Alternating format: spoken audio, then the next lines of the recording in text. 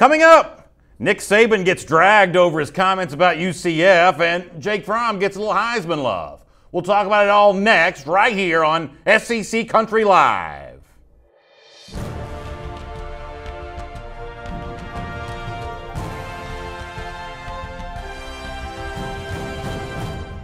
Hello, everyone, and welcome to SEC Country Live. My name is Brandon Adams, and wearing the exact same shirt as me, maybe a slightly different shade here, is Mike Johnson, former Alabama All-American. We're glad to have you with us, and this was bound to happen here at some point. Bound to happen at some point. For those of you who don't realize, this is a Die Hard shirt. Die Hard is a part of our network of websites. SEC Country is part of the Die Hards network here, so we're both good company men here today. Although it looks like we should be like working at a convenience store or something. I don't know. Yeah, I don't know. I guess we look like teammates if nothing else. Maybe we're like high school coaches or something along those lines. So y'all try not to make fun of us too much for wearing the exact same shirt today. And by the way, we could not have been more wrong about what we said about Nick Saban yesterday, that his comments about UCF was the end of the conversation. That's the go-home moment. Mic drop. As it turns out, maybe not. I wish the Roll Tide Daily Show had been on today, because I'd be climbing all up on Danny Kanell and Scott Fromm. It is on Monday, though. We'll check it out then. What is it, 1 p.m. Eastern time? 1 p.m. Eastern time. So you'll look forward to seeing that there. For now, though, speaking of one, let's do item number one on our SEC Country Live First and 10 list.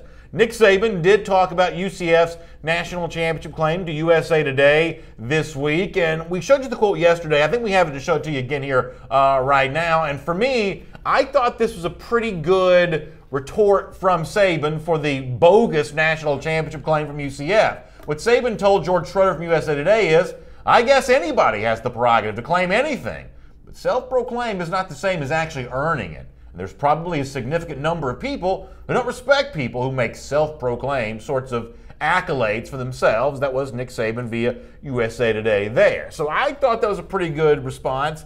Bound to get some criticism, but getting more than I would have expected. First of all, a likely source here is Danny Kanell. Danny Kanell's a noted SEC hater. That's part of his shtick, and frankly, I don't fault him for having a gimmick. I mean, listen, that's how you make a living. That's what Kanell does. Sad as that is, it's true. I mean, yeah, listen, you gotta have a brand in this business, and that's what Danny Kanell's brand is. As you might have guessed, Kanell, the Sirius XM radio host now, he didn't like what Nick Saban had to say. He says, well, look at that fancy graphic. Not sure how you can say you earned a national title when you didn't win your conference and were gifted an invitation to the College Football Invitational. But yes, congrats on being the best of those invited 4 teams. Hashtag Roll Damn Tide. That's Danny Kanell. And we did sort of talk about this yesterday, that there was an element of not self-proclaimed, because somebody proclaimed it for Alabama, but it's not like Alabama earned its way by winning into the college football playoff. Right. Lost its game against Auburn, which disqualified it from winning the West, and then was sort of handpicked to go to the playoff.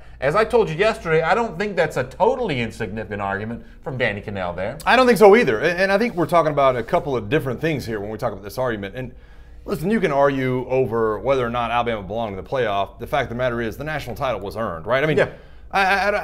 The notion that the title wasn't earned is one thing. If you want to say they didn't earn their way into the playoff, that's fine. But did they go in and beat the number 1 and number 3 teams in the playoff? Absolutely. I think they proved without beyond a shadow of a doubt that they're definitely the best team in the country last year. Did they lose to Auburn?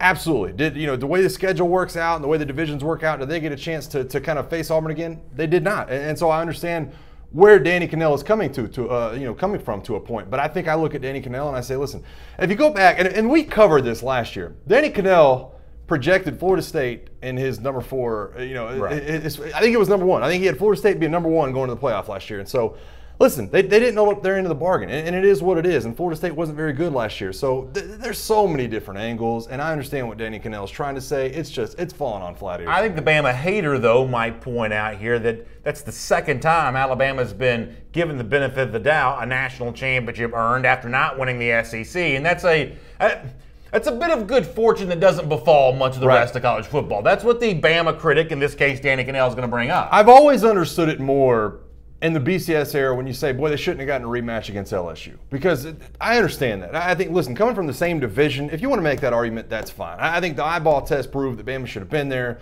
They lost through the kicking game the first time around.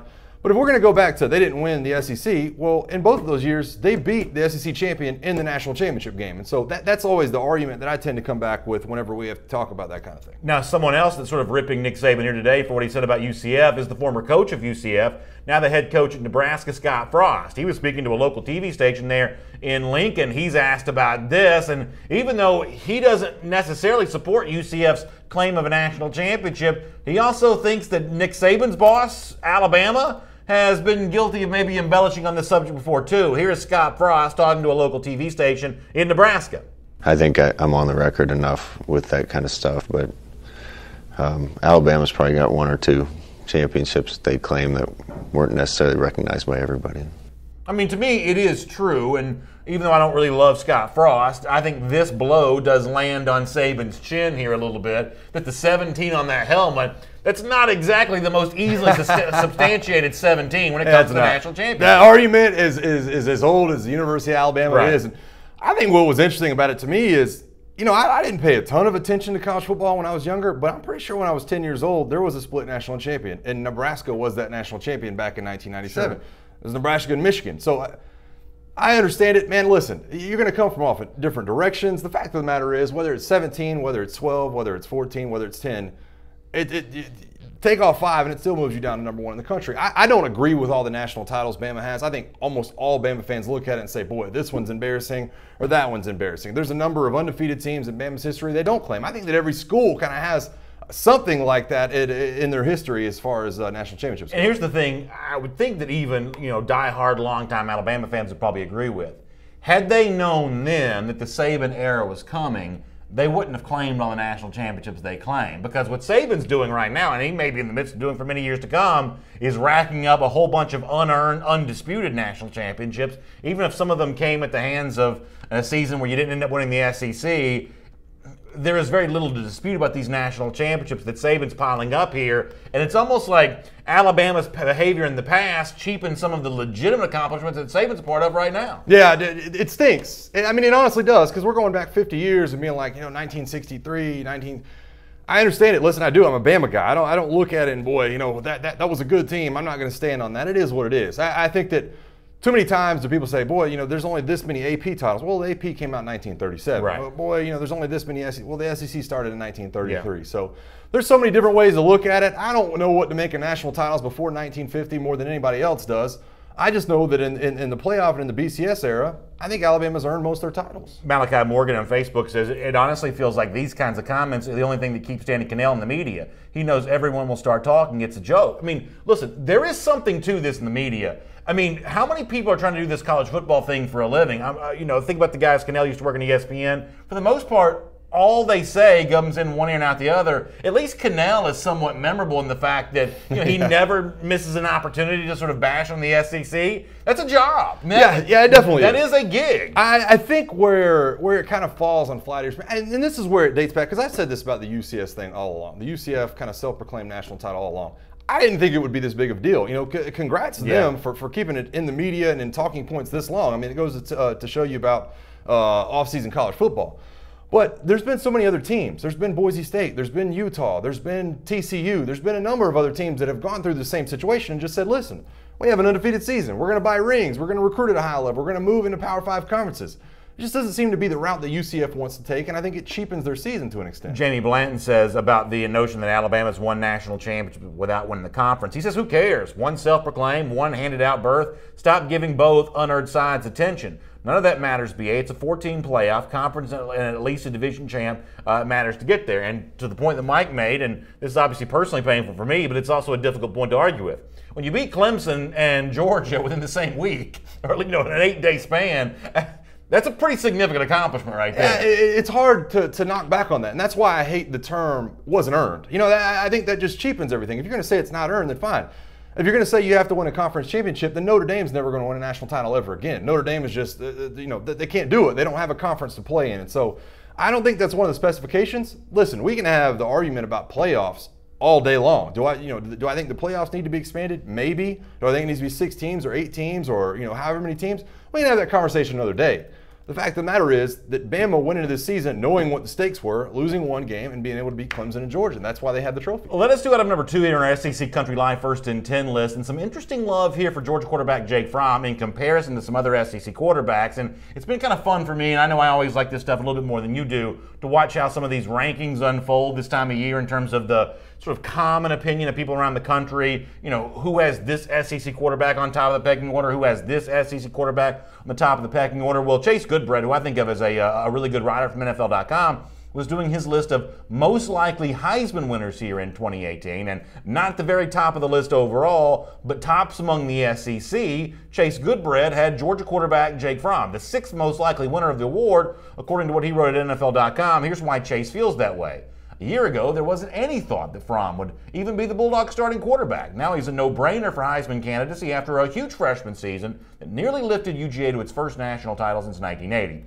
Fromm's signature win came at the Rose Bowl against last year's Heisman winner Baker Mayfield in the College Football Playoff semifinal game. Granted, Georgia's rushing attack led the way against the Sooners, but the unflappable Fromm calmly threw for 2 touchdowns and played a full game plus 2 overtimes without a turnover. Do you agree with Chase Goodbread's assessment there that Fromm is a no-brainer Heisman candidate? No-brainer means it's not debating whatsoever. How many candidates do we get here? How many? Are we capping it at 10? Are we capping it at 20? Because I think that he definitely deserves to be mentioned. Now, do I put him in my top 3? Absolutely not. Do I think that he's my front runner for winning the Heisman Trophy? Absolutely not. And I think that that's not a knock on Jake Fromm. That is a product of the system that he's in, the league that he's in, the head coach that he has, and the players that are going to be around him. Does that make sense? Right. I think as a pro-style quarterback in the SEC, with the ground attack that you're going to have, not running a spread offense at Georgia or at Alabama or whoever else is doing it, it is nearly impossible to make a run to the Heisman Trophy. It just is. I think that you're going to have an absolutely special season. You're going to have Big 12 defenses going against you, or you're going to have to be a running back. And so from that angle, I don't know how I can put Jake Fromm as a favorite. Now, if we have 10 favorites, I don't see how you can't throw his name in the hat because he proved it to do a lot of good things last year. What's interesting about Chase Goodbread's list, and this is just one of many lists, but this was interesting because it's a little bit different than some of the others you'll see. He's got Fromm ahead of Stidham, who's 8th on his list. Fromm ahead of Drew Lock, who may be a top 5 pick, who's only 10th on his list. Tua Tagovailoa all the way down at 12th on this list of most likely Heisman winners. I think that's fair. And it really says nothing critical about Tua in his little write-up about Tua. He just has 11 guys ahead of him, and then Nick Fitzgerald at 17. So what's interesting to me about this is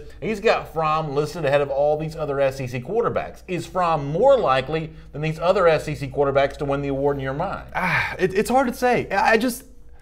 I have a hard time piecing it together with some of these other quarterbacks. Now, Drew Lock's going to get a chance to throw 50 touchdowns. That's just the nature of the beast at Missouri. I don't know what they're going to get out of Derek Dooley, but he's going to be heaving it down the field.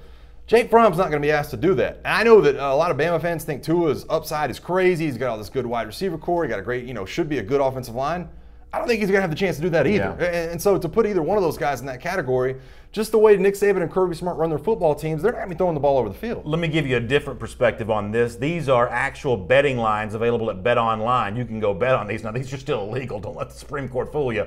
This is still an offshore sports book, but nonetheless, BetOnline does have some Heisman odds for you right now. Jake Fromm, the aforementioned, they've got him at 10-1 to win the award. That puts him up there near the very top. Tua Tagovailoa also at 10-1 according to BetOnline. Jalen Hurts at 20-1. How about Jarrett Stidham at 25-1? That's some action I might get involved on. I'm taking that. At 25-1, that's a pretty good bet. The Georgia running back, DeAndre Swift, he's also listed at 33-1. Drew Lock comes in at 33-1 as well, and Nick Fitzgerald at 33-1. So those are some odds according to BetOnline there. And based on those numbers, I mean, Jarrett Stidham's the play. I'm not telling you he wins the award, but at 25-1, that's the play. He is the slam dunk play of that list. When you look at what Jarrett Stidham is, and 25-1, and I just talked about Jake Fromm's system, Tua Tagovailoa's system. Jalen Hurts was a Heisman frontrunner for some people preseason last year because the guy can run, right? Because the guy's going to get rushing yards. He was going to get near 1,000 rushing yards. He's going to be this dual threat. Jarrett Stidham is in the offense where he could absolutely get this done. It's the same offense. Now, he won't be running the ball. Same offense that Cam Newton won the Heisman with in 2010. They are absolutely able to do that at a place like Auburn where they can throw the ball over the field. They're going to have some talent at the wide receiver position. If the offensive line can hold up, I don't see any reason that he can't make a run. Over on YouTube, Sherrod Richards says, don't worry, with Marco Wilson, C.J. Henderson, and Chauncey Gardner, the picks, Fromm's going to be off a few times. That Heisman hype's going to go away there. So a Florida fan weighing in on that. Alexander Rainey, and I hope I pronounced that correctly, says, and with running by committee, the Dogs won't have another Heisman at running back, barring 4 guys getting injured. So some weighing in on some thoughts about the Heisman situation for Jake Fromm there on YouTube. One of the reasons why Jake Fromm is even in this discussion is because how well he played in 2017 after the Jacob Eason injury. Well, this week, Georgia coach Kirby Smart was on the very good sports radio station in Birmingham, Alabama, WJOX. And the host asked him, hey, what did you think when Eason did get hurt and Fromm came in? Was it your thought, first game of the season, that this was just going to be Fromm's team now? Here's the answer that Kirby Smart gave. Take a listen. I think at the time I was worried about App State, who had a really good defense. It had played Tennessee really well the year before, and we were very concerned about their team. So it gave us a little momentum in that game, and I thought, well, this young guy came in and did a good job. But Jacob was going to get every opportunity to come back, and I thought he did. But I thought that Fromm kept improving, and that's what kind of put us over the top in the end, is the fact he got better game to game. And, of course, what's ironic here about Fromm and a Heisman Trophy discussion is that's reserved for the best player in the country. But there's some people who think that Fromm may not even be the best quarterback on his own team. There are some people who think he's in an intense conversation with Justin Fields right now. Well, on that subject of Fromm versus Fields and how Kirby handles these two very good quarterbacks on the same team at the same time, here's how Kirby told WJOX that he plans on handling that, and you're probably not going to be too surprised by the answer. Well, you compete. I mean, you let guys come out and compete. I think sometimes you guys think that we just make a decision and just go with it. I mean, we do what happens in practice. We have scrimmages. We've got 25 practices before our first game. And we're excited about those opportunities to find out how much better Jake can get and how much better Justin can get. And both of them do a good job managing our team. Both of them great in the locker room. So I'm excited to see where they go. All right, last point on this subject, then we're going to talk about LSU here for a moment. The fact that Fromm's even mentioned as a 10-1 favorite to win the Heisman, getting praise from an NFL.com writer, should that put to bed the idea that Justin Fields overtakes him this season? I mean, I think it should. I think that Justin Fields is going to have a role, but I think it should. A lot of that should be put to bed by what you just heard Kirby say right there. And a lot of people are going to look into what he didn't say. You know, he doesn't come out and say Justin Fields is going to play, but he also didn't say, well, you know, Jake Fromm's our guy. And so I think in a lot of ways people might look into that and say, you know what, that conversation still might be open, because we're going to hear from Nick Saban here in a minute, and he was not exactly happy about the question he got about quarterbacks. Rick Keene says about Fromm and Fields that Jake Fromm's not winning the Heisman with Fields on the team. I think saying that Fields is going to take too much of the steam off of Fromm and maybe even taking some of those snaps away. We shall see how that plays out. Appreciate Rick's comment there on Facebook. Before we go to the next topic, I will say this much about Georgia's team. If they can find the guy that they think DeAndre Swift can be, he can be up there with any of them. Okay. I think that he's explosive enough. The offensive line will be good enough, and I think that's what the offense will be built around. Much like Mark Ingram was in 2009. He was a small piece in 2008, became the feature guy in 2009, was explosive, ran away with the Heisman. That's strong comments from Mike Johnson there. Out at number 3 on our SEC Country Live First and 10 list, BetOnline, the source we just quoted for those Heisman odds, also out with some over-under totals. If you think I like lists, I love over-under totals more than anything in this world. I actually like the debut of over-unders more than the actual games themselves. I mean, my eyeballs about fell out of my head with some of these. So we'll get into more of these later, including some of our best bets, I guess. But the one I want to sort of carve out some individual time to talk about here all by itself, the fact that BetOnline has LSU's over-under, which is the number that you can bet. Either more wins than that, meaning 7, fewer wins than that, meaning 6. We're talking regular season here. BetOnline has LSU at just 6.5. 6.5 for a program that less than a decade ago was in, the national championship game, won the SEC, and we think of as being one of the powerhouses in college football. But online over/under betting total of 6.5. What do you make of what can only be described as a level of disrespect for LSU? It's a slap in the face. I think it's a good way. Disrespect, I don't even know if that covers it. Look who's next to him in the win totals. Missouri and Tennessee. That's who LSU is sitting next to as far as win totals go for over and unders. I'm going over all day. Listen, I've been harsh on LSU, harsher than probably a lot of people in the comment section would have liked me to be. I've been harsh about what LSU might be. I think they have a ton of unanswered questions. But they have athletes all over the field. They have playmakers. They have guys that if you can get the ball in their hands, can do good things with. The wide receiver position, the running back depth is a little bit shallower, but they have guys coming in that you think are big bodies on the offensive line. They can do some things. And I think that defensive loan, the athleticism they're going to have on the defensive loan, to me spells 7 wins. I'm going to pick on you for a minute. Okay.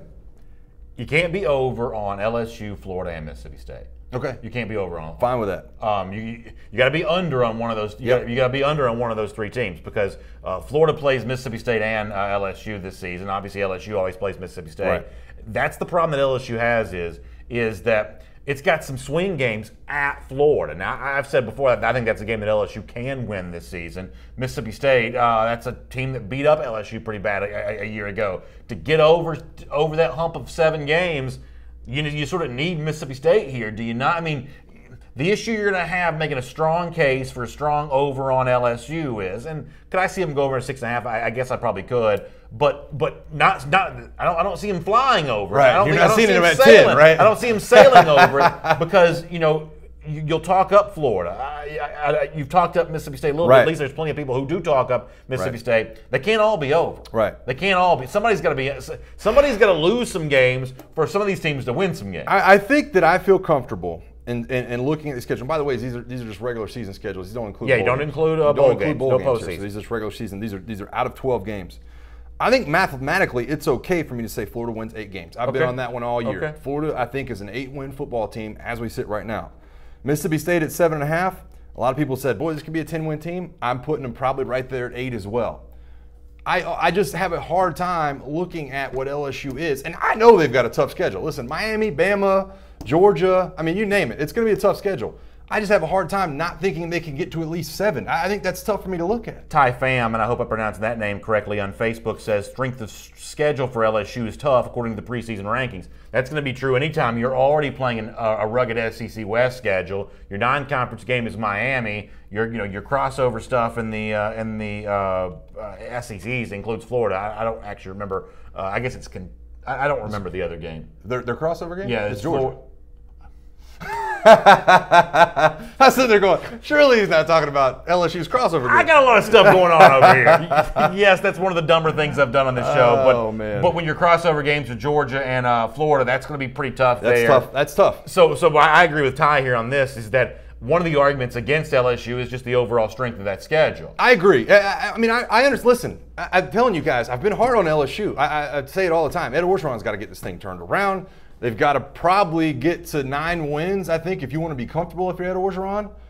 But, I mean, to put it at 6.5 and to put that right next to Missouri and right next to Tennessee, I think it's just tough for me to swallow. It really is. They play, Southeastern Louisiana. They play Louisiana Tech. I think they're going to beat Ole Miss.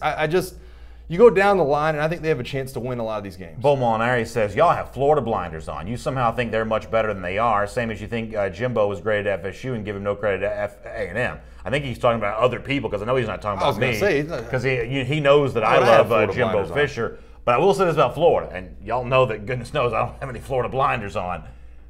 And we'll find this out in a few weeks because the Golden Nugget will release some of these point spreads. Florida will be a favorite against LSU in Gainesville. I'm not telling you they win the game, but Florida's going to be a point spread favorite in that game. That's tough. Point and a half or something like that. It's going to be a tight one for sure, and it's obviously going to depend. Michael on what Betts, one of our producers. Florida's a point spread favorite over LSU. Point and a half. I don't know, man. I think Death Valley skews it a lot, though. I think people. Joe Oliva made a deal with the devil. This game is in Gainesville for the next 45 years. You're right. This game is in Gainesville for like 45 straight years. You're right. Yeah, they're definitely. So now we're both even on big time blunders. I forgot that Georgia plays LSU. Yeah, listen, I don't know what he was doing. LSU Florida game was in Gainesville. Nonetheless, on the subject of LSU, here is Bruce Feldman, who was on the Bo Mattingly radio show, who talks about Arkansas for a living. I hope you're following all of this. But Bruce Feldman, the, I guess, former SI writer now at The Athletic, he thinks it could be a little bit of a rough year there in the boot. Here is what Feldman told Bo Mattingly. I think this year, they're going to struggle. I think they may be a 7-win team. They don't have a Darius Geis in the backfield. They have a really unproven quarterback. I think they're probably a year away. I think in 2019, I think that team will be a legit top 10 team because they're young and they're loaded with really good athletic big people. They got to find a quarterback, but I think they're going to be good in a year. I just wonder, the schedule's not going to be easy, and I think, if they go win 8 games, I think that's a good year considering kind of the personnel they have, especially with what they have to find on offense. Now, I'll get to what Bruce Feldman says in a minute. I'm getting hammered like I haven't been hammered in a long time on YouTube for saying that Florida would be favored over LSU. Well, I agree with you. In a couple of weeks. No, I just said in the YouTube comment section, I think it'll be Florida -1.5 to start, but I would not be shocked if it's even money by the time the game kicks off. Or yeah, because we're still talking about many months. Yeah, like I said, still many months. Many months, and you'll have to play. I mean, we're going to see LSU against Miami and Florida against a bunch of other people before this game actually takes. But if I'm making the spread right now, I think it's -1.5. And by the way, by July, we're going to have some of these out. And by the way, July, the Golden Nugget will be. I don't understand these bookies, the way the bookmakers, the way they make them. I mean, it's not saying one team's better than the other. It's saying Florida's at home. That's worth 2 points to these guys. Cliff Nelson says, "BA, you need to stop drinking before you come on the air. UF's not going to be favored." I'd give anything if that was the case. Hardwired for Self-Destruction says, "What? BA just gave Florida some love? I hope not." Tyler Mann says, "I don't see LSU or Auburn losing Miami. That's a different subject." Mike Johnson jumps in there and says what he says. Katie McCarty says Florida and LSU are similar, actually. A ton of talent on defense, unknowns on offense, and very little depth. That's interesting from Katie. Back to Bruce Feldman here for a moment. Who are these heroes that he's describing rushing in to save the day for LSU in 2019? I have no idea. That's what I want to know about. I have no idea. What is he even talking about? We listed on this show a month ago, we listed 6 guys. I can't even remember who all their names were. It was Devin White, and you're talking about Greedy Williams, talking about all these. We listed 6 guys we thought could leave after this year to go pro from LSU's football team. I have no idea what Bruce Feldman's talking about. Maybe that's some of the hard-hitting analysis you get with your subscription at The Athletic. I have zero idea what he's talking about. I'm scratching and clawing. Now, listen, did they have some young offensive linemen last year? Absolutely. They have some young pass rushers last year? Absolutely. But this thought that LSU's signing class last year was the top 5 classes that they're used to, I don't know where he thinks it's coming from. Maybe that he thinks they're going to build a strong class this year and close hard and have some freshmen. I don't know what he's talking about. Even the LSU fans in the comment section will admit there are going to be 4, 5, maybe 6 juniors that leave this year from the LSU football team. Man, they ain't admitting that. I think they will because more so than anything, you know Cliff and you know Shannon and all these guys over there talk about their players in the NFL. It's because a lot of them leave early. All right, let's do item number 4 here on our SEC Country Live First and 10 list. While we're on the subject of over-unders and predicted win totals, let me just show you the whole board here from BetOnline for a moment. You see it there, a couple teams at 10.5, Auburn, 3rd place, Intercontinental champs of the SEC at 8.5. You got Florida at 7.5, Mississippi State. You guys can read this for yourself. Give me your 1 or 2 best bets going over the number. If you had to really put your money where your mouth is, give me a couple that go over this number. This is going to be so homer. I've got 2 that I like a lot. This is going to be so homer, but I'm taking Alabama over the number all day. I'm taking Alabama over the number all day. That's not a terrible bet. It's been years since Bama's lost 2 regular season games. Not a terrible bet. And I'm taking LSU. I know we just talked about it. I don't mind the Mississippi State pick. I'm not locked in on them going over. I don't mind them getting to 8 games. I think I'm definitely going over on LSU, and I'm going over on Bama. I like 2 overs a lot here. I like South Carolina, and I like Texas A&M. I know you don't like South Carolina. Maybe you'll go Texas A&M. I'm not flying over with the Aggies, but I can get to 8. With South Carolina, I can probably get to 9. I do think South Carolina flies over the 7.5. And I know there's some naysayers out there on them for some statistical reasons. Give me Gamecocks and A&M, 2 teams that play each other, by the way. I'm hurting myself because I'm taking 2 teams that play each other. But give me Carolina and A&M both going up that 7.5. Honestly, I'm shocked by the 7.5 number for South Carolina. I mean, I would think that they would have had South Carolina at 8, 8.5. I think dropping it down to 7.5 for me, I think they're hitting it right on the nose. See, here's what's I don't want to get too deep in the weeds on this, but here's what would scare me if I was a South Carolina fan is the fact that every single one of these early betting lines that come out, none of them like South Carolina. They're like 300 to 1 to win the national championship. Their over-under's only 7.5. You know, you've expressed because they've won some close games that maybe they're a little bit of a paper tiger, a little too much smoke and mirrors. Carolina fans disagree with you on that. The betting folks, the line setters, they don't like South Carolina. And they can't all be wrong. You know what I'm saying? There's going to be some reason why they feel the way they feel, and yet I'm still going to go right into the teeth of it and take them over 7.5. Yeah, listen, I clicked on my Facebook page just because I knew Jamie Blanton was chiming in, and I saw it just in time. Mike Johnson is the biggest naysayer there is, hater and all caps. I'll take the label. Like, I'll take the label, and Jamie, I'll bet you whatever you want to. I'm just saying. I don't think you're supposed to do that. This is not, you don't think I'm supposed to bet? I don't think you're supposed to. Well, I'm saying he's been like, let's bet a case of beer, whatever. My point is this. 7.5 tells you something. If the over-under in Las Vegas is 7.5, I mean, you've been very vocal. Jamie's been very vocal. This is a 10-win football team in South Carolina. I don't think they get there. I think 7.5 should tell you what you want to hear. I am ride or die with Deebo Samuel on this. I am. Yeah, that's ride fair or enough. die. Fair enough. I mean, you made the piece, and obviously we backed it up the next day because it was, he was 3rd ranked in the draft going into next year. I think that's enough to say how big of a player he is.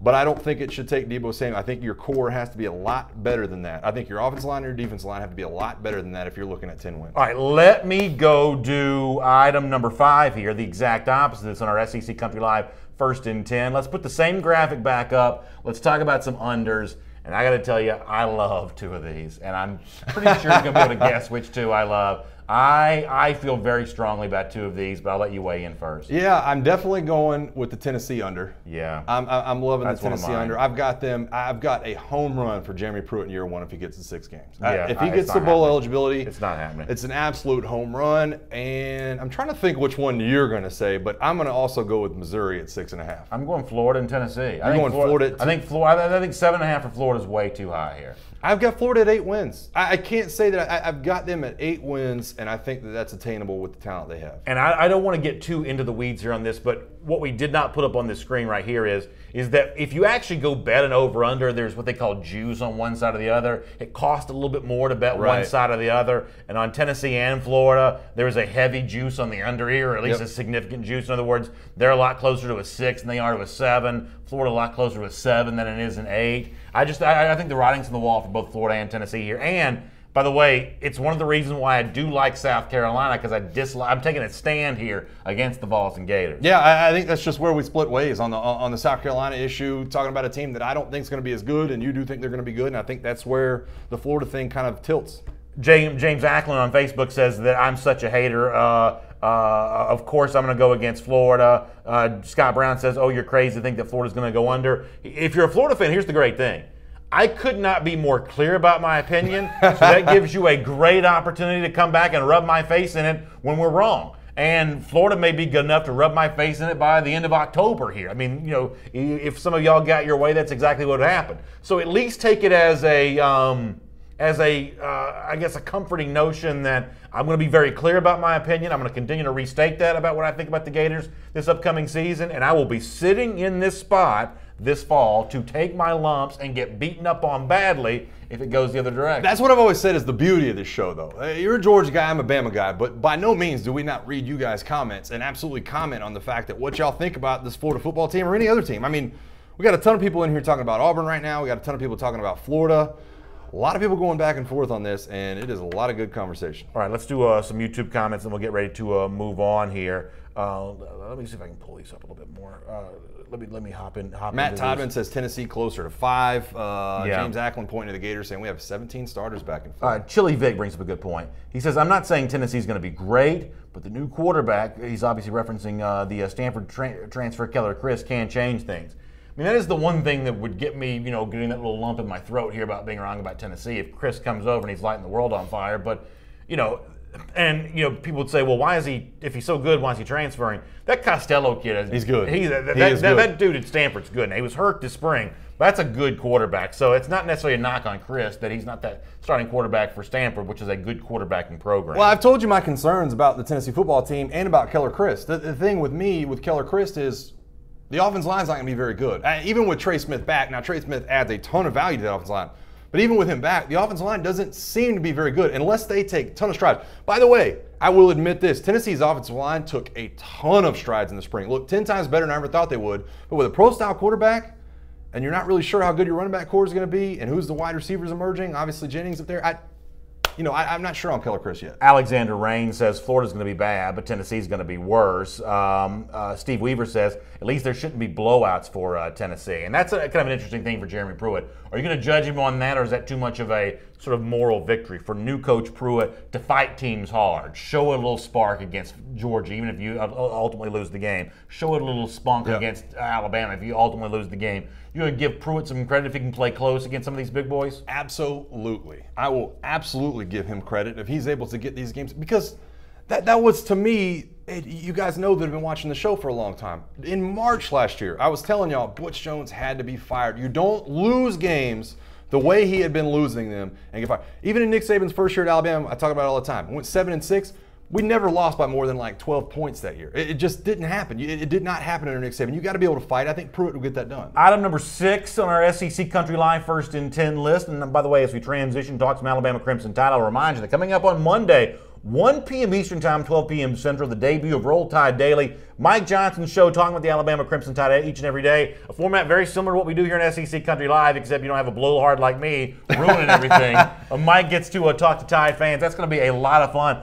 The best thing I've ever done in my entire life is hosting Dog Nation Daily. It is a blast to talk to UJ fans every day. I think you're going to have as much fun doing that as I have doing Dog Nation. I think so too. Honestly, I was scratching and clawing to get to the door today. I was trying to call and see if we could get this thing kicked off today because of Danny Cannell and because of Scott Frost.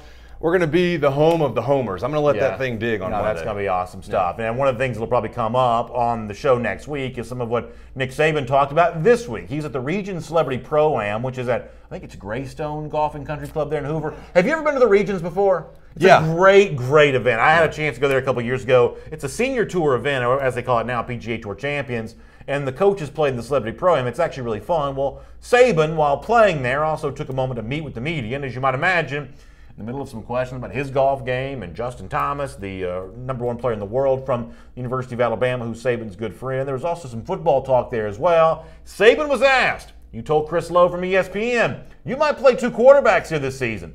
What do you think of a 2-quarterback system? And Saban just was not having it. Here is Saban on the subject of Tua and Hurts.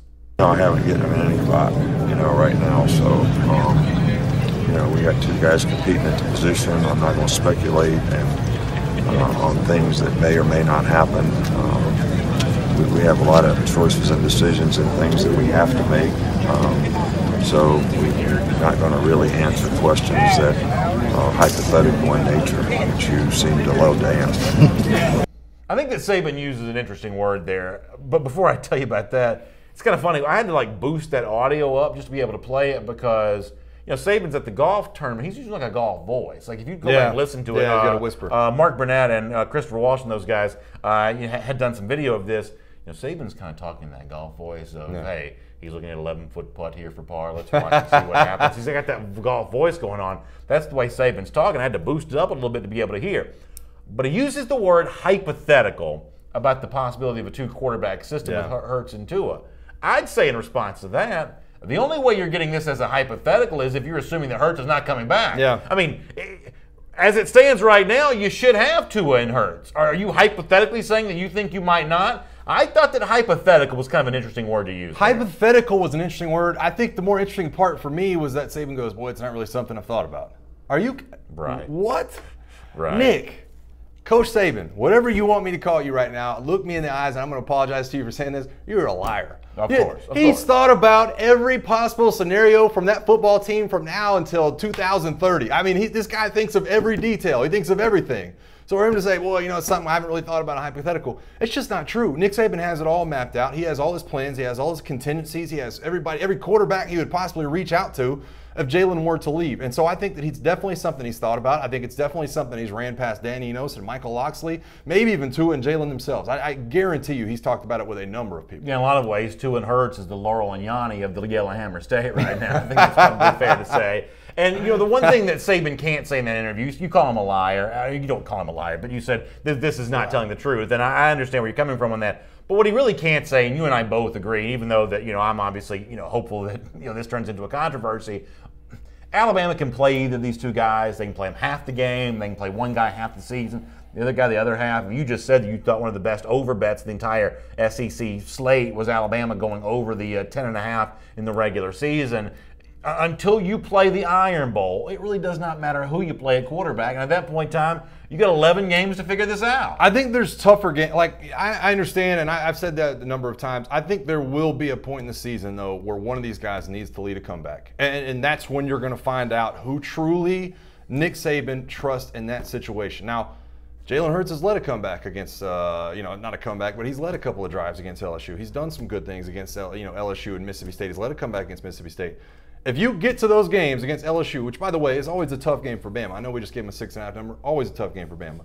If you get to those situations against Mississippi State and LSU, that's where that quarterback race will be defined. Whoever runs out on that field when there's a tie ball game in the second half, whoever's leading that offense, that's your quarterback. It doesn't matter who's been playing a number of snaps, doesn't matter percentages. That's when Nick Saban will have to make the choice. Elizabeth Borders in our comment section on Facebook says Jalen Hurts ain't going nowhere.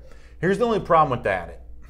At this point in time, and I'm a lot of problems with that. Well, but I mean, I'm the kind of guy that gives opinions on everything. When it comes to Hurts right now, I think it's almost impossible to predict what he might do because there's actually not an A-B option here. It's like an A, B, C, or D. He could stay for the rest of his Alabama career and just try to fight it out with Hurts. He could, go somewhere right now. He could not play football in 2018, take a redshirt year. I think he can take a redshirt year. He take a redshirt year and then be a graduate transfer, or he could just stay on the Alabama roster and be a graduate transfer. There's like at least 4 different options for him to consider in terms of how much eligibility he wants to have somewhere else, or how much freedom he wants to have to choose where he goes. That's what makes predicting Hurts' future pretty difficult to do. Is you're not choosing between an A option or a B option. It's like 4 options you're potentially looking at for Hurts here, and there may even be more than that. It's so multiple. There's position changes. There's what do you want to play. There's do you take a year off. There's do you stay a year and then transfer because you graduate. Do you redshirt? There's so many different options. I think the one thing that we have to acknowledge, though, that I've been forced to acknowledge when his dad comes out to the paper or to Bleacher Report or whatever it was and says, listen, Jalen, if he's not starting, is going to want to start somewhere. And I think that's what makes this such an intriguing conversation. To anybody that says Jalen's definitely going to be in Alabama, I don't know if it's that certain. Jamie Blanton on Facebook says, how would it benefit Hurts to go somewhere and miss a year? Bo Molinari, similar questions. Why would Hurts leave, honestly? His chances are as good, if not better, to go pro if he stays at Alabama. You tell me what you think about that. That's a tough one to dissect, honestly, because what I want to say is what we saw from Jalen Hurts last year is just it's not NFL material, and that's not at the quarterback not position. As a quarterback, and that's what stinks to say about it. Now, do I think Jalen Hurts is a great football player? I think he's an incredible football player. If we're talking about NFL quarterbacks, that just ain't it, and I think NFL coaches know that. I think that Nick Saban knows that in a lot of different ways. And I think that's what Jalen Hurts has to understand in himself. I think that's what his dad has to understand. That what is your goal? Do you want to win another national title? If that's your goal, then stay at Alabama. Do you want to be a backup quarterback? Are you okay with it? Stay at Alabama. Do you want to change positions? Stay at Alabama. If you want to be a starting quarterback and you want to be on the field so that you can get prepared for the NFL, then it might be best at a certain point to head to another school. But the other option you didn't mention is just go be the BMOC as the really good college quarterback somewhere else. I mean, that's a pretty good life. Right. Now, it doesn't necessarily – and by the way, who's to say you couldn't switch to the NFL at a certain point during the combine season? We've seen it. We have seen it some, right? You had Curry, the North Carolina quarterback who played receiver for the Raiders. I mean, he was a quarterback for his college career. Terrell Pryor. I mean, we've seen it. Yeah, Pryor's still in the league doing this right now. So isn't there something to be said for? I'm just going to pick a school where I can just go be the BMOC, big man on campus, running quarterback, and just enjoy that. And I'll just switch positions when my college career is over with. No, yeah, I agree with you. And what was the kid's name at Michigan that was with Jacksonville for a few years? He was kind of a similar style of quarterback. Matt Jones was at Jacksonville from Arkansas. I'm trying to think. What was the kid's name that had the dreads that was from Michigan that played quarterback? You guys will think of it in a second. He wore 98, I think. But that's just that's the he wore 98. You're right. That's the nature of the beast here. Is what do you want to be? And I think that's what Jalen Hurts has to look in the mirror. Am I comfortable with getting a quarter of the snaps? Am I comfortable with riding the pine during a 2-minute drill? Or do I even think I have a shot at being the starting quarterback at this point in time? I think that he still thinks he does. Chili Vic and some other folks on Facebook or on YouTube, I should say, talking about Hurts going to Auburn. Bernard Robinson, they're all answering. Yeah, thank you very much. If Jalen Hurts is a graduate transfer, decided to go to Auburn, we'd have to do SEC country for like 48 straight hours just to even cover all that. Oh man, that would be a hard pill to swallow for a lot of people. Speaking of Auburn, let's make item number 7 on our SEC Country Live First and 10 list, all about the Auburn Tigers here. And I mentioned WJOX before. That's the really good sports radio station in Birmingham, Alabama. They were at this Region Celebrity Pro-Am too, kind of catching some of these SEC coaches who came by, and also were able to catch up with Gus Malzahn. I want you to listen to what Malzahn says here about his quarterback, Jarrett Stidham. Obviously, a coach praising a QB is not necessarily news, not necessarily new information, but the specific thing he says about Stidham here, I think speaks well for Stidham's chances of succeeding here, even more so in the SEC in 2018. Listen to this and see if you notice what I noticed. Take a listen. Yeah, I'm real proud of Jarrett last year, coming in our conference and our league with the schedule we played, and he had new teammates, new coaches. He was trying to learn a new offense, and, probably game 4 or 5, it started to click. and he started playing really good football. And, you know, this is his team this year. You know, you can just tell the way that we're in team meetings in the spring and everything that goes with it. He's got a great feel of our entire team, so we're glad he's leading us. What I think is interesting about this from Gus Malzahn here is it speaks to a higher threshold for Jarrett Stidham this upcoming season. This is his team now. He describes a guy that sort of transformed over the course of the year into the Auburn quarterback. We remember the beginning of the season, and I was high on Stidham last year, and some of y'all gave me grief back in September. It's 11 sacks versus Clemson. It was some ugly games against less than stellar competition. But by November, I don't think anyone would doubt that Stidham was one of the best quarterbacks in the SEC, if not all of college football. It sounds like that growth has continued here during the offseason, becoming more of a leader. When I hear Gus Malzahn saying the things that he's saying there, it makes me think that Stidham's chances for even greater success in 2018 are far more likely. I don't know if that means that Auburn's going to be better this year than it was last year, but Stidham as more of a force to be reckoned with, that sounds like a pretty confident head coach right there. Yeah, no, I agree. And I just thought of this because I remember us having this conversation last year at this time when Jarrett Stidham was just entering the SEC. And his Heisman numbers last year were a lot better than they are this year. 25-1, like we just mentioned earlier. I'm not sure at one point he wasn't 10-1 or 12-1 at Auburn to win the Heisman Trophy last year going into that season. And I always made the comment, Kerryon Johnson, Ken Petway were more likely to win the Heisman at Auburn this coming year than Jarrett Stidham was. He's new to the system. He's new to the SEC. But guess what? He's got a year under his belt now. He looks a lot more comfortable. He did some incredible things last year at the quarterback position. He's got a good arm. He's mobile. He can run Gus Malzahn and Chip Lindsey's offense.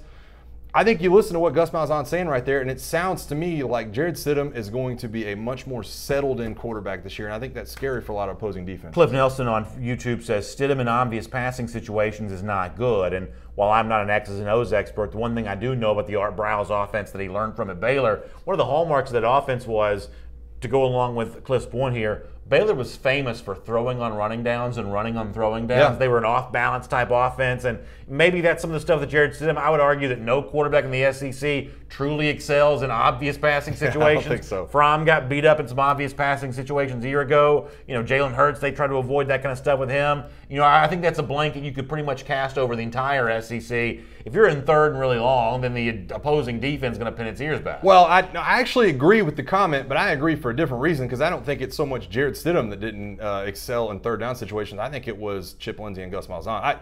Watching that Clemson game, and I know Auburn fans will probably agree with me on this, go back and watch that Clemson game. There's no outlet for Jarrett Stidham. There's nothing for him to do with the ball, and he's getting hit in the face every time. Was it 11 sacks, 12 sacks?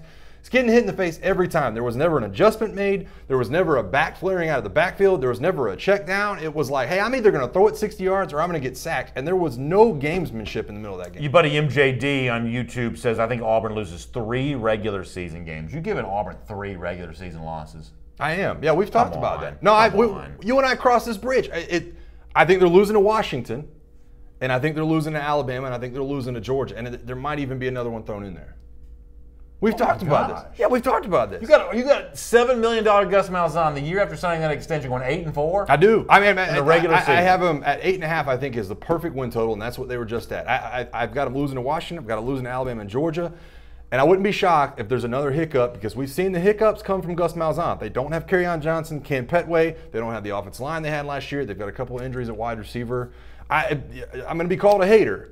I am, and I'm ready for that, but I wouldn't be shocked to see them at 9 wins. Speaking of haters, over on Facebook, Brantley Hawkins, who's got a big giant Clemson tiger paw for his Facebook profile pic, says Clemson's going to win the national championship this year. I'm sure that's going to go over real well in the Facebook comment section. We're glad to have Brantley here, but I'm sure he'll be welcomed in with open arms by everybody over there. Eddie James, by the way, kind of agrees with you that Stidham's not the problem, it's Gus, and that tug of war between Malzahn and Chip Lindsey, maybe this is the year that finally ends because the blame for the loss to LSU, which was really the most inexplicable moment for Auburn last season and one of the more inexplicable moments for anybody last season, I put that tug of war between Malzahn and Lindsey as part of the reason why that happened. I made this statement last year after the Auburn game against LSU, and I still feel like this. If we were in the BCS era, I don't know if Malzahn gets as much money in the extension he does after that loss to LSU. That takes you out of national title consideration. A game you absolutely should never have lost on the road. You had no excuse for losing that game. The last 3 quarters, you looked terrible.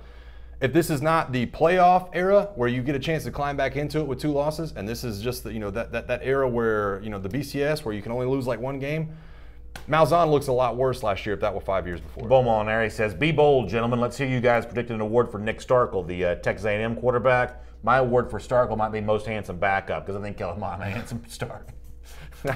Listen, I like Nick Starkel. And Bo, you know this. I set up on this set a ton last year. I talked up Nick Starkel, and there was a 3-wide quarterback competition. I knew he was going to be a good player. But I'm just going to be honest. This has nothing to do with football. I can't sit up here and defend this guy after the Bieber video. The Bieber video is not good. The Bieber video ended it for me, man. Like, every Y'all time I Google the Bieber video. Every time I go to talk about Nick Starkel, all I can think about is him being a believer and him like making this plea to Ellen DeGeneres to please let me meet Justin Bieber. For better or worse, I just can't see past it. Now, do I think they're going to be a good football team? I think A&M's going to shock some people. I think they're going to upset some teams. I think Jimbo Fisher's got it pointing in the right direction. But Starkel, I just can't love on him like I did. That was on a show from us a couple months ago where he does this big campaign to meet Justin Bieber. You take the Bieber part out of it, the fact that he's that hungry for attention. You're the quarterback at Texas A&M. Yeah, that's the point we made at the time. People ought to want to meet you. Yeah, that's the point we made at the time. Like, you're Nick Starkel, man. Like, you're an SEC starting quarterback. Like, go out there and do you. You know, like, well, I can't get past that. Let's do item number 8 here on our SEC Country Live first and 10 list for a moment. You know, yesterday we talked about Ramel Keaton, the 4-star wide receiver from Marietta, Georgia, who chooses Tennessee. And you almost wonder, is there some growing momentum here for this Tennessee class in a way that Butch Jones was just never going to get done? And you're going to criticize me for making too much of this, but Quavaris Crouch is one of the top prospects, 5-star athlete, really a guy that could potentially play on both sides of the ball for the class of 2019. He recently posted some video of himself working out, and looky there. Take a look at what Mr. Crouch is wearing. How about some orange breeches with the checkerboard stripe going down the side there? What do you make of Mr. Crouch here wearing the Tennessee gear? Is this like a hat science thing? It's really the opposite. For the most part, gear like this is misleading. You know, kids wear free stuff. You know, yeah. Over the years, I can't tell you how many guys were decked out in Georgia stuff from head to toe, end up choosing somewhere else, like Owen Popo, by the way, the other day. Yeah. Recent example. So it's typically a potentially misleading thing, but it's not always misleading. Let me ask you this, though. I mean, you followed recruiting longer than I should have the answer to this because I was the player. Where did they get this gear from? Like, does that come from a camp? Like, did he camp at Truth is, I don't really know. Yeah, like most of this stuff, I don't ask a whole lot of questions. Yeah. It's like they get, the guy with the Alabama gloves on or Georgia gloves. Yeah. I'm like, where'd they get these gloves at? Like, I want some of those gloves. Like, I guess you go to camp and get handouts. I think stuff like that, maybe gifts from camps. I guess here's my only point about this.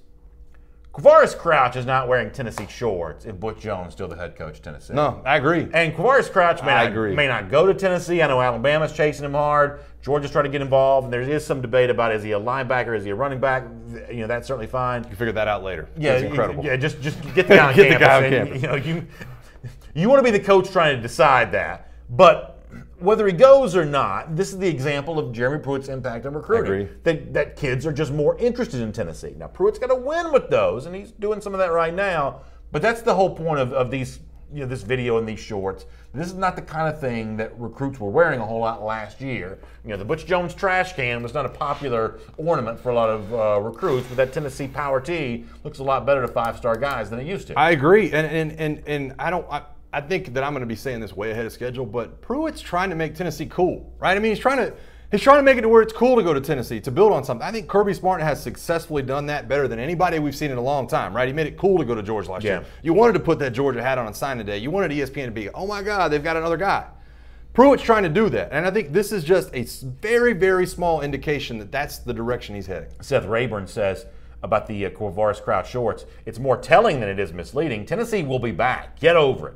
Tennessee is historically second to Alabama in the SEC. Florida fans may have something to say to you about that. Gosh knows I don't like Florida. Well, I mean, historically, that's definitely true. I mean, Florida in the last 34 years. Civil War? Florida for the last 34 years has been very good, but Tennessee historically is second. They are the second-ranked team in the SEC. I can't believe I'm going to be arguing of Florida here, but Florida's won national championships in like the color TV age. No, I know. That's what I said the last 30, 40 years. Florida fans, you can tell us in the comment section if I'm you sure agree they will. with. I'm sure they will. I'm sure they'll let us know in the comments. I'm just saying, going back 120 years, 130 years in Tennessee football history, they've been very good for a long time. But the games weren't even on TV back then. Again, he says historically, so I'm not saying Old the TV era. I'm YouTube not saying the color TV era. Historical performance means nothing. I agree with that too. All right, let's do item number 9 here on our SEC Country Live first and 10 list. And So the Arkansas-Little Rock debate is over, and I don't know why I'm fascinated by this, but I have been somewhat fascinated because I just think it's a terrible idea. Arkansas is going to continue to play games in Little Rock, but the rivalry game, they went from like not playing any games in Little Rock maybe to now playing their game against Missouri, which is like their Battle of the Ozarks rivalry type thing. One of the biggest rivals they have. They're going to play this thing in Little Rock. I cannot tell you. I just think this is just the worst idea. I agree. I think it's a terrible, terrible idea to play your big rivalry game 3 hours from your campus. I just think you're losing such a chance to. And listen, Alabama and Auburn used to play in Birmingham. They got away from that because it gives you a chance to highlight what you're doing on your own campus. And that's what we're taking away now. If you want to recruit and if you're Chad Morris, listen, they're doing it every other year. Is that right? It's like an every other year thing where next year. That's because the other games in right. Columbia. But I just think it's such a missed opportunity for Arkansas. You got all these new facilities we've been highlighting. Why not have the biggest game of the year, your rivalry game, on campus so you can get the recruits and you can show off? Lincoln Nail says, whatever, Missouri's not our rivalry game anyway. It's a made-up rivalry. Maybe that's the case, and maybe Arkansas fans don't necessarily care about the rivalry, but what should care about what Mike just said there. You cannot win with recruits taking them to Little Rock, Arkansas. You just can't do it. You've got to show off Reynolds Razorback Stadium. That's the place that has the environment. That's the place with the vibe. That's the place that Arkansas players want to play. And how do I know that? Because Arkansas players themselves, at least former Razorbacks, are sounding off on that. Bo Mattingly, who I actually referenced earlier in the show, put this poll out on Twitter.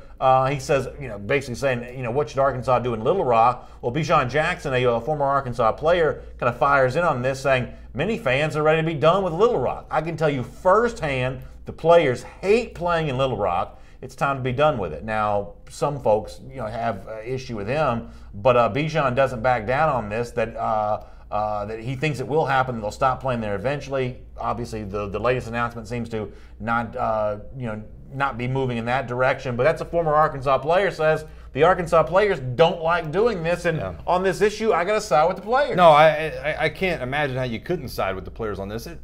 Listen, you get a chance to be in where you live up in Fayetteville. You get a chance to, your dorm and all this. But then you have to travel for an extra game where you shouldn't be having to travel. That stinks, man. You don't want to have that happen. And when you have to travel for an extra game, it takes the wind out of your sails in a lot of different ways. Yeah, there's no doubt about that. All right, let's change the subject here to something obviously a lot more somber. It's item number 10 on our SEC Country Live First and 10 list, and the entire league has really been in mourning here over the last 24 hours after the news that the legendary former SEC Commissioner Mike Slive passed away at the age of 77. I don't know how many personal interactions you had with Slive. The one thing I've been really overtaken by over the last day is how many people in the midst of their tribute to Slive also talk about how nice he was. Yeah. This was a guy that's really one of the most instrumental figures in modern college athletics, a terrific sort of follow-up to what Roy Kramer had done as a previous SEC commissioner. Slive absolutely took all that, the baton, and ran with it even further. And yet, in the midst of being a transformational agent for college sports, he was also incredibly kind and generous to seemingly everyone that he met. That is quite a legacy to leave behind. I mean, you mentioned the outpouring of support. Now, I got a chance to meet Mike Slive once. He was incredibly generous, incredibly nice, but just flowing through my Twitter feed today. I mean, the same words resonate through everybody's tweet, and it's not prayers. It's not thoughts and prayers. It's Mike Slive was selfless. He was incredible at his job. He was the nicest guy you've ever met. It all has the same theme, and I think that speaks very well of what his legacy is. I think the average fan doesn't spend 5 minutes a year thinking about who the SEC commissioner is, because it's not like professional sports where the commissioner's handing down a lot of rulings. But I think the fans who are watching us right now would feel really good to know that in the past, the SEC has been led by someone who cared so much about the league. Yeah. As much as we all love the SEC, Mike Slive loved it that much and more. And was always a great steward when he was in control of this conference. I completely agree. I mean, what I will remember of Mike Slive was a New Yorker. But Mike Slive understood Southeastern sports. He understood the passion the SEC fans had, and I think that goes along with his legacy. Matt Markham says Slive's resume is incredible. He was Conference USA commissioner before coming here to the SEC, and a great lawyer's mind, and a terrific SEC commissioner. He'll be sorely missed, and our prayers certainly go out to his family on the event of his passing here at the age of 77. No great way to transition back to our normal content, but we obviously do enjoy closing the show every day on a lighter note. We'll try to get back to that here as we look at our champion of life. And I thought this was funny from Vanderbilt. on their official Twitter account, they sort of put out, Derek Mason here. They call it swag. Look at the golf bag that Derek Mason's rocking with. Kind of a PGA Tour style golf bag. He's got his name on there. He's got the Vanderbilt logo, and the Vanderbilt Twitter the tweet that sort of showed this video off said, "You can't hide the swag," or something along those lines. How much swag are you seeing from Mason here with the golf bag with his name on it? I love it, man. He's got the slick shoes. You're telling me you don't think this guy's spinning, the DJ spinning? Remember you said there's no way? I don't think this guy's spinning a DJ. I don't know, man. He's got enough swag, guys. I don't think anyone who has their name on their golf bag has ever spun on a DJ turntable. I think you'd be shocked, man. I think look, he's got the dark gray. He's got the shoes to match, man. He's got it right. Well, he better have a Velcro on that Vanderbilt logo, because he may need to be slapping another school on that thing here pretty soon if he doesn't start winning some games with the Commodores. I agree with you, man. I agree. All right, y'all have a great weekend. This will close us out for the week, but if you missed a portion of a day's show, you can check out the podcast. It's available for you wherever you find podcasts, Apple Podcasts, and the subscribe. It's a great way to keep up with what we're doing here on SEC Country Live. It would also be a huge help to us if you'd share the show with your friends on all the various video channels, Facebook, YouTube, Twitter, everything else. Let them know that we're talking about the SEC every afternoon here on SEC Country Live. And on Monday, before you join us at 3 p.m. Eastern Time for SEC Country Live, join Mike, 1 p.m. Eastern, 12 p.m. Central, for the debut of Roll Tide Daily. Man, I can't wait. It's going to be so excited. I hope the Bama fans can join me on Monday. Y'all have a great weekend. We'll talk to you Monday. See you right here on SEC Country Live.